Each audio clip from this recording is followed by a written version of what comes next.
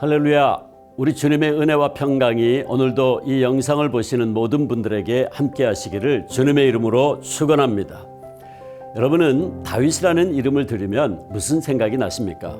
성경은 다윗을 하나님의 마음에 맞는 사람, 하나님의 마음에 합한 자라고 합니다.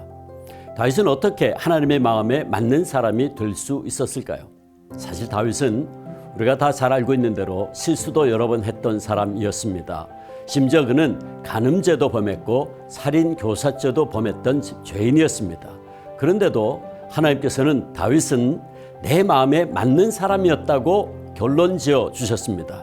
왜 그랬을까요? 이 질문에 대한 대답을 우리는 오늘 우리에게 주신 하나님의 말씀을 통해서 발견하게 됩니다. 오늘 본문은 다윗이 이스라엘의 왕 위에 오른 지 얼마 되지 않아 일어난 사건입니다. 사울 왕 사후에 북쪽 이스라엘 10지파가 다윗을 통일 이스라엘의 왕으로 받아들이게 되었고 남북 이스라엘은 하나가 되었습니다. 그러자 늘 이스라엘과 견원지간이었던 블레셋은 통일된 이스라엘이 위협적인 존재로 부상하자 곧바로 침공해 들어왔습니다.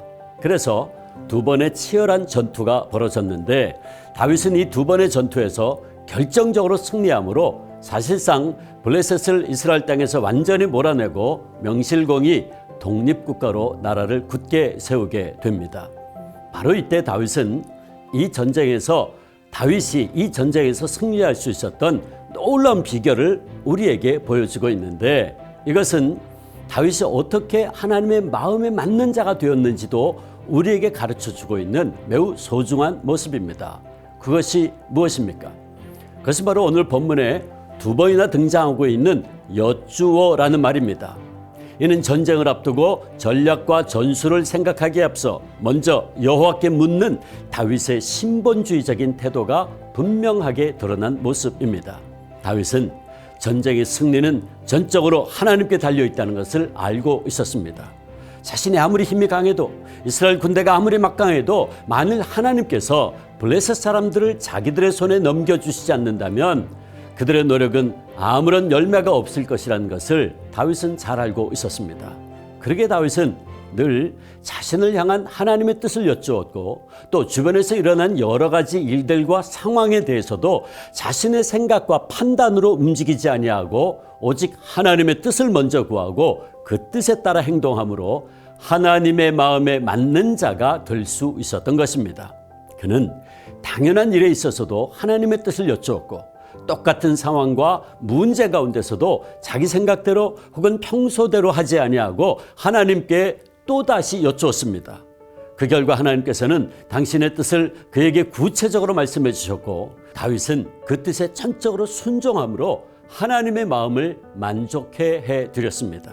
사랑하는 여러분, 오늘 우리들도 우리의 삶의 어떤 순간에도, 그리고 어떤 문제 앞에 놓여 있다고 할지라도 우리가 가장 우선시해야 할 것은 하나님의 뜻을 여쭙는 것입니다. 우리가 보기에 당연한 일인 것 같이 보여도 하나님께 여쭈어야 합니다. 우리가 보기에 상황이 이전과 동일하게 보인다 할지라도 우리는 각각의 경우에 매번 하나님의 도우심을 구해야 하고 오직 하나님의 말씀에, 이 말씀에 순종해야 합니다. 즉 하나님께서 우리에게 그분의 뜻을 알려주실 때 즉각적으로 그 뜻을 따라 행동해야 합니다.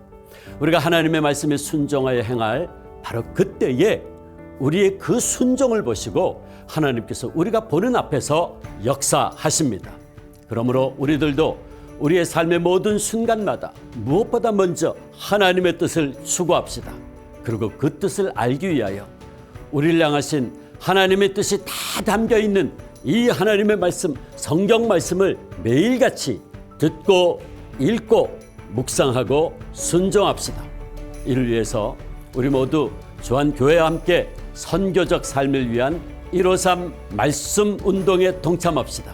앞으로 12월 31일까지 153일 동안 매일같이 주님의 말씀을 듣고 읽고 묵상하고 나누고 전하면서 하나님의 뜻을 깨닫고 이 말씀에 온전히 순종합시다.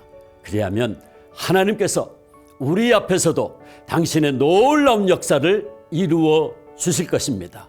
아멘.